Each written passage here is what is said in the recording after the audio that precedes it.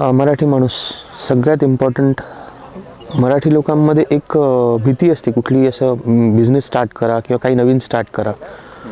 ह्याच्यामध्ये सरांनी एक आपल्याला असं छान पाथ दिला आहे की गिटारगिरी, आणि तेही मराठी लोकांसाठी.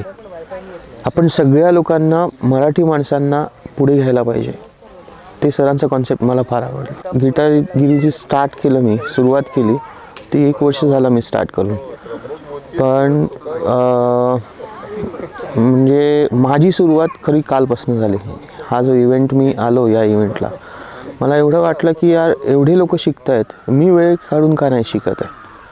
बेसिकली आपण काय करतो, प्रत्येक गोष्ट सगळी म्हणजे करायची इच्छा सगळ्यांना असते, पण इम्प्लिमेंट व्हायला वेळ लागतो.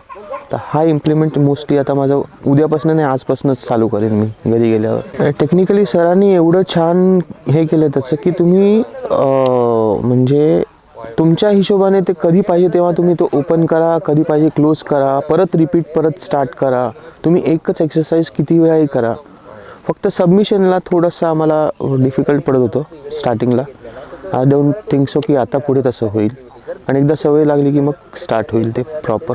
मार्केटमध्ये प्राइसिंग म्हणजे माझेच मित्र जे शिकवतात ते अप्रॉक्सिमेटली पर सिटिंग 1,500 रुपये घेतात. सरांचं काही नाही आहे, हा फ्री कोर्स असं मानला जाईल माझ्या हिशोबाने. आयुष्यभरासाठी जो कोर्स सरांनी दिला आहे तो ॲक्च्युली फ्री आहे तसं म्हणाले, नथिंग येते. म्हणजे मी खरं प्रॅक्टिस वगैरे काही करत नव्हतो, पण मी काल जे मी बघितलं इथे लोकांनी जे परफॉर्म केलं ते जबरदस्त होतं. जबरदस्त म्हणजे ते म्हणजे 4 लोकांमध्ये येऊन आपण जेव्हा वाजवतो ना, ती भीती असते ना, ती भीती सर काढतायत बेसिकली, जी प्रत्येक माणसामध्ये असते.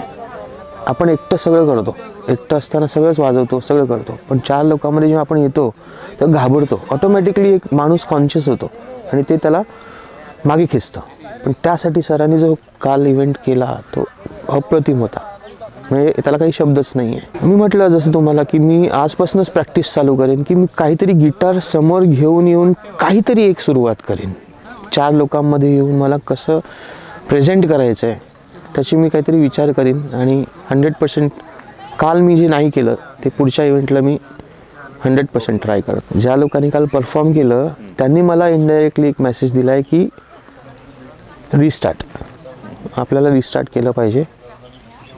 जे मी अर्धवट सोडलं होतं म्युझिक ते परत कुठेतरी सुरुवात केली पाहिजे, आणि 4 लोकांमध्ये येऊन आपल्याला काय येतं काय नाही येत ह्याची भीती न बाळगता बिंदासपणे गिटारगिरीमध्ये येऊन ही गोष्ट एक शिकलो मी.